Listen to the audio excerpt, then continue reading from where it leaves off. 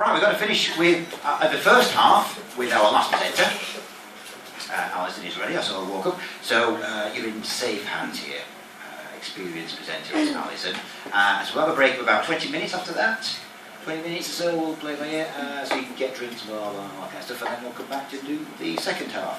So, please, oh wait a minute, interesting fact about Alison, nearly forgot again. She built her own patio. Yeah, so give it up for Alison Tilley!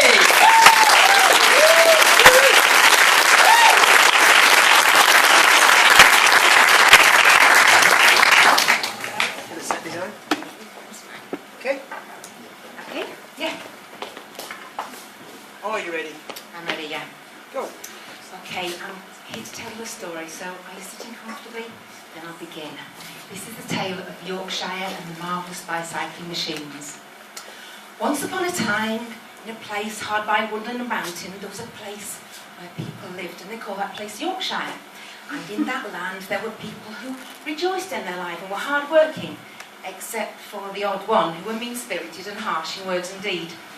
And the people of Yorkshire were ruled over by a man of uncommon poshness, and by his side an evil enchanter who had stolen away the riches of the people of Yorkshire and had taxed even the sleeping rooms in their humble abodes so that they could no longer live in peace together.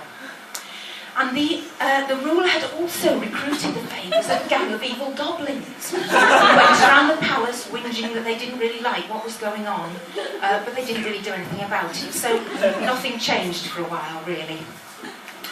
And the people of Yorkshire were beset by another wickedness. There were monsters of the most unimaginable fear driving through their villages without care, belching out choking fumes, so the children cowered in fear as the beast passed. And so the children were trapped in their houses, leaden of foot and befuddled of mind, bewitched by boxes of magical pictures.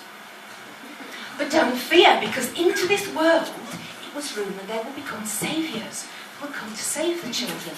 And their names were King Bradley and Prince Chris, and they rode upon rather misshapen steeds, which they called bicycles. And it was rumoured from the highest heights that they would save the children, and it was rumoured that they would ride through the land of Yorkshire, brandishing, not swords, the logos of many multinational companies. They were named after the firmament names such as Sky, and Garmin Satnav, and Europe Car, and names like that. But not everybody in Yorkshire welcomed these heroes, some of them uttering strange, incomprehensible incantations, such as "What's Armstrong taking these days?"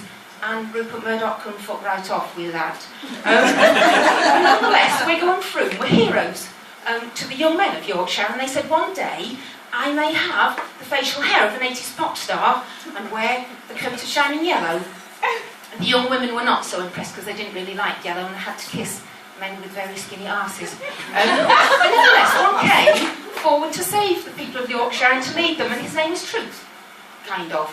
And he said, don't worry, bicycling is not just for the elite. All the people of Yorkshire can participate in bicycling and ride like the sky dwellers. And so the people of Yorkshire went out, wearing shiny, luminous, pukey-coloured tabards, and rejoiced in their delivery from the smog-breathing car monsters. And that joy was unrestrained, as they found out that the evil enchanter had, possibly against his better judgment, allowed riches in great measure to be available to put on a race of bicycling in Yorkshire, even though it was heavily dependent on certain terms and conditions being met. But as it turned out, the ruler's servants had been speaking falsely, and they did say that the money was not for the people of Yorkshire, but the people of all of England, which was, to use the parlance of the people of Yorkshire, a bit bloody sheepy, really. But this deception was cleverly exposed by the Chronicles of Yorkshire newspaper, who did bestow a freedom of information request upon them, which forced the ruler's servants to speak the truth. And so there was a bit of unpleasantness up and down the land then. But nevertheless, all the people agreed this was a really good excuse for a festival of music and artistry and ribaldry and fun of all kinds. And we should all get involved in that, really. And in the ancient medieval tradition, they created hashtags. So that we could say what you were going to do as part of this festival, and all manner of art and creativity was created, and to be honest, a little bit of weirdness as well.